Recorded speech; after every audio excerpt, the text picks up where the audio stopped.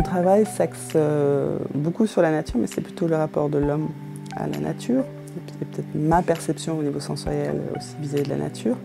Et j'avais fait en fait un master en sculpture, mais très vite je me suis tournée vers la photographie parce que j'ai commencé à m'intéresser à la photo, comment on utilisait la photo dans le quotidien, que ce soit Flickr et tout ça. Et j'ai commencé à créer des assemblages. Ce qui m'intéressait, c'était un petit peu tout ça, les spectacles, les illusions, tous ces effets. Et à fur et à mesure, j'ai développé des installations la logique même était en fait de les prendre en photo et qu'elles deviennent des photos par elles-mêmes. Mon père est guide et que beaucoup de gens qui venaient visiter Luxembourg demandaient à voir Schengen. C'était une des premières choses qu'ils voulaient voir. Donc pour moi, qui m'intéressait toujours un peu à l'exotique, à ces endroits mythiques, et pour moi, ça passait par tous les pays du continent, à part l'Europe presque. Donc de me rendre compte que chez nous, nous avions en fait un même objet comme ça, qui avait une aura telle pour la plus grande population du globe. J'ai travaillé qu'avec les codes et les symboles de Schengen. J'ai détourné le visa de Schengen parce que Schengen en fait n'est pas important et quand les gens y vont, je pense qu'il y a une grande déception.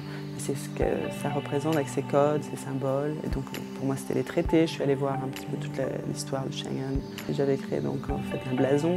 Et là aussi je m'étais intéressée à comment les blasons étaient conçus et j'ai créé un blason Schengenland.